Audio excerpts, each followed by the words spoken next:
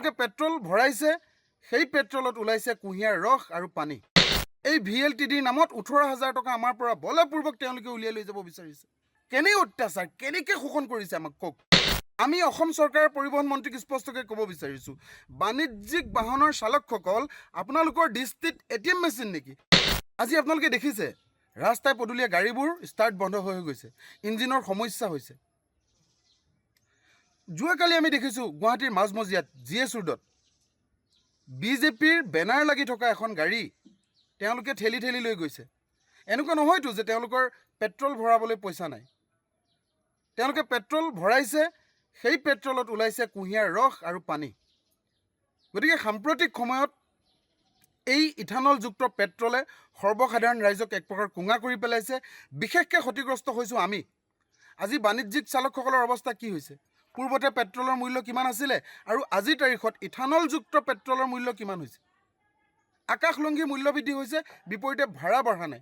প্ৰতিটো ক্ষেত্ৰত মূল্য বৃদ্ধি। আজি আমি এই বাণিজ্যিক বাহনৰ নথি পত্ৰ নৱীকৰণ কৰিব নোৱাৰা হৈছোঁ, আমি ইঞ্চুৰেঞ্চ কৰিব নোৱাৰা হৈছোঁ, গাড়ী মেইনটেনেঞ্চ কৰিব নোৱাৰা হৈছোঁ, কৰ কাটল চৰকাৰক দিব নোৱাৰা এটা পৰিৱেশ। আমাৰ পকেট কাটি পইচা কাঢ়ি লৈ যোৱা হৈছে। কিমান যন্ত্ৰণা সহ্য কৰিম আপোনালোকে চিন্তা কৰকচোন। যোৱা কিছুদিনৰ আগত তেওঁলোকে কি কৰিলে, SLD নামত আমাৰ পৰা পইচা লৈ গ'ল অসম পৰিবহণ বিভাগে। তাৰ পাছত আহিলে আপোনাৰ GPS। এতিয়া আকৌ নতুনকৈ আহিছে VLTD। এই VLTDৰ নামত 18,000 টকা আমাৰ পৰা বলপূৰ্বক তেওঁলোকে উলিয়াই লৈ যাব বিচাৰিছে। কেনে অত্যাচাৰ, কেনেকৈ শোষণ কৰিছে আমাক কওক। আমি উন্নয়ন বিৰোধী নহয়তো, উন্নয়ন লাগে, কিন্তু বাণিজ্যিক বাহনৰ চালকসকলে কিয় সমগ্ৰ ব্যৱস্থাটোৰ কাৰণে দায়িত্ব ল'ব লাগে? আমি কি ATM মেচিন নেকি? আমি অসম চৰকাৰৰ পৰিবহণ মন্ত্ৰীক স্পষ্টকৈ ক'ব বিচাৰিছোঁ, বাণিজ্যিক বাহনৰ চালকসকল আপোনালোকৰ দৃষ্টিত ATM মেচিন নেকি? যে যেতিয়াই মন যাব তেতিয়াই নতুনকৈ কিবা এটা বোজা জাপি দিব আৰু পকেট কাটি পইচা কাঢ়ি লৈ যাব। আৰে অসহনীয় বোজা আমাৰ ওপৰত জাপি দিয়া হৈছে। কিমান অত্যাচাৰ সহ্য কৰিম? অলা, উবেৰ, ৰেপিডো আদি প্ৰতিষ্ঠানক নাকি লগাব পৰা নাই, ভাড়াৰ নীতি, ভাড়াৰ নিৰিখ প্ৰস্তুত কৰিব পৰা নাই। বিপৰীতে এতিয়া এনেকুৱা এটা পেট্ৰল দিছে, যি পেট্ৰলৰ জৰিয়তে আমি মাইলেজ কম পাওঁ, আমি আগবাঢ়ি যাব নোৱাৰোঁ, আমাৰ গাড়ী ষ্টাৰ্ট বন্ধ হৈ যায়, মেইনটেনেঞ্চ বাঢ়ি গৈছে। এই কথাবোৰ বিৰোধিতা কৰিলে আমি দেশদ্ৰোহী। কি অৱস্থা হৈছে অসমখনৰ?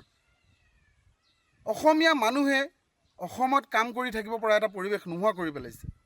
আমিতো চাকৰি বাকৰি বিচৰা নাই, একোখনকৈ বাণিজ্যিক বাহন ক্ৰয় কৰিছোঁ, ঋণৰ বোজা কান্ধত লৈছোঁ। তাৰ পাছত প্ৰতিটো ক্ষেত্ৰতে আমাক বলপূৰ্বক নীতি জাপি দিব। আজি ইথানলযুক্ত পেট্ৰলৰ কাৰণে কাৰ লগত আলোচনা কৰিলে? গাড়ী নিৰ্মাণ কোম্পানীৰ সৈতে আলোচনা কৰিছে নে অসমৰ পৰিবহণ চালক সন্থাসকলৰ সৈতে বহি আপোনালোকে আলোচনা কৰিছে যে আপোনালোকৰ ওপৰত এনেকুৱা এটা বোজা জাপি দিব বিচাৰিছোঁ, যিটো বোজা আপোনালোকে সহ্য কৰিব পাৰিব নে নোৱাৰে? এই কথাটো সুধিছিলে নেকি কাৰোবাক? যেতিয়াই যি মন যায় তেনেকৈ কৰি থাকিলে নহ'ব। আমি স্পষ্টকৈ কৈছোঁ, অসমৰ প্ৰতিটো শ্ৰমিক সংগঠন, পৰিবহণ শ্ৰমিক সংগঠন ঐক্যবদ্ধ হৈছে আৰু এই ইথানলৰ যি আমাক বলপূৰ্বক বোজা, VLTD চুইচৰ যি বলপূৰ্বক বোজা, বাণিজ্যিক বাহনৰ চালকসকলক পকেট কাটি নিয়াৰ যি আপোনালোকৰ চৰিত্ৰ, এই চৰিত্ৰ যদি তাৎক্ষণিকভাৱে বন্ধ নকৰে, তেতিয়াহ'লে ৰাজপথত প্ৰবল প্ৰতিবাদৰ সন্মুখীন হ'বলৈ অসম চৰকাৰ আৰু অসম পৰিবহণ বিভাগ সাজু থাকক।